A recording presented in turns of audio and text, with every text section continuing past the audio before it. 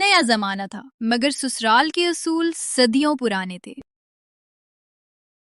बहू, हमारे घर में खुश आमदेद। सैयदा बेगम ने मुस्कुराते हुए नई नवेली दुल्हन को दुआ दी। फिर दोनों बड़ी बहुओं की तरफ देखते हुए बोले, फरहान की बीवी हो अब तुम, ये तुम्हारा घर है। रोबीना, शगुफ्ता, तुम दोनों अपनी नई देवरानी को यहाँ के तौर तरीके अच्छी तरह समझा देना, हमारे घर की तमाम रिवायात भी बता देना। जी अम्मा जी, दोनों बहुओं ने बैक आवाज जवाब दिया। आओ ज़ारा, मैं तुम्हें तुम्हारा कमरा दिखा देती हूँ, रोबीना ने प्यार से कहा। ज़ारा के दिल में खुशी की लहर दौड़ गई। कितना बड़ा ससुराल है मेरा, मेरी सास और दोनों जुठानियाँ कितनी अच्छी लग रही हैं। कहाँ मैं अपने छोटे से गरीब से घर में रहती थी और यहाँ तो हर सहूलत मौजूद है। अब तो बस मेरी मौज ही मौज है, आखिर इतने बड़े घर की बहू बनी हूँ। इन्हीं ख्वाबों के साथ ज़ारा पहली रात ससुराल में सो गई, मगर अगली सुबह के ठीक 4 बजे दरवाजे पर जोर जोर से दस्तक होने लगी। ज़ारा, दरवाजा खोलो। ये आवाज रोबीना और शगुफ्ता की थी। नींद में डूबी ज़ारा घबरा कर उठी और दरवाजा खोला तो सामने दोनों जुठानियां खड़ी थीं, भारी कपड़ों और जेवरात में मलबूस। आज तुम्हारी पहली रसोई है। हमारे घर में सब लोग 6 बजे तक नाश्ता कर लेते हैं, और हाँ, हमारे घर की बहू इस तरह मिक्सी नहीं पहनती। दिन हो या रात हमेशा भारी कपड़े और जेवरात पहनकर रहना होता है। ज़ारा खामोशी से कपड़े लेकर अंदर गई, तैयार हुई और बाहर आई। दोनों अभी तक उसके कमरे के बाहर ही खड़ी थीं। आप दोनों यहीं खड़ी थीं? ज़ारा ने हैरत से पूछा।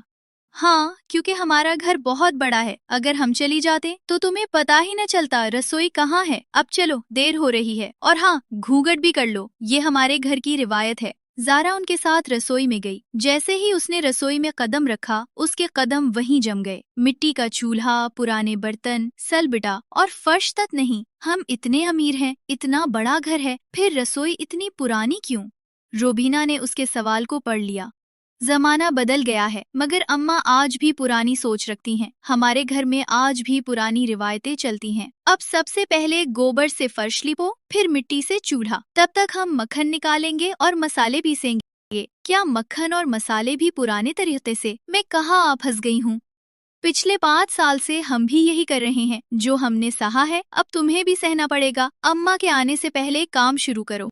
मजबूरन ज़ारा ने पहली रसोई का आगाज गोबर और मिट्टी से किया। धुआं, पसीना, भारी कपड़े, जेवरात सब उसके लिए अजियत बन गए। नाश्ता बनने के बाद उसने सबको खाना पेश किया। डैडी, सब आ गए हैं, हम भी साथ बैठ जाते हैं, ज़ारा ने हिम्मत करके कहा। भाभी, आपने उसे बताया नहीं? नंद नाला बोली। इस घर में बहू सबके बाद खाती है, कुछ सलीका तो माँ बाप को भी सिखाना चाहिए था। सास ने सख्ती से कहा। तुम अपने शौहर के झूठे बर्तन में खाओगी? ज़ारा के आंसू अंदर ही अंदर बहने लगे। मुझे झूठा खाने से छाले हो जाते हैं। वक्त गुजरता गया। ज़ारा भी रोबीना और शगुफ्ता की तरह 4 बजे उठने लगी। गोबर से लिपाई, सिलबिटे पर मसाले, मिट्टी के चूल्हे पर खाना, सबके बाद खाना, घूंघट, भारी जेवरात। एक दिन नाला जिम के लिए मॉडर्न कपड़ों में निकली। ये सब रस्में बहू के लिए हैं, बेटी के लिए नहीं, सास ने फख्र से कहा। ये दोहरा मायार ज़ारा के दिल में आग लगा गया। एक दिन ज़ारा ने हिम्मत करके कहा, अगर नंद जी बाहर जा सकती हैं तो क्या हम हल्के कपड़े नहीं पहन सकते? मुझे जेवरात से खारिश हो गई है। राम राम, कैसी बदतमीज बहू है, सास चीख पड़ी। सास के सामने हाथ दिखाती है। रोबीना और शगुफ्ता ने किसी तरह उसे बचाया। फिर एक दिन नाला ने बाहर का खाना मंगवाया। बहू बाहर का खाना नहीं खा सकती, मगर बेटी का दिल तो नहीं तोड़ा जा सकता। ये नाइंसाफी देखकर तीनों बहुएं अंदर ही अंदर टूट गईं। आखिर एक मंसूबा बना। एक बहू बीमार, दूसरी नानी के बहाने, तीसरी बेहोश। जब घर में कोई बहू ना रही तो सास और बेटी को सारा काम खुद करना पड़ा। तब जाकर सास को एहसास हुआ, मैंने बहुत जुर्म किया। शायद इसीलिए खुदा ने मुझे ये दिन दिखाया। कुछ दिन बाद जब तीनों बहुएं वापस आए तो सास ने खुद उनका घूंघट उतार दिया।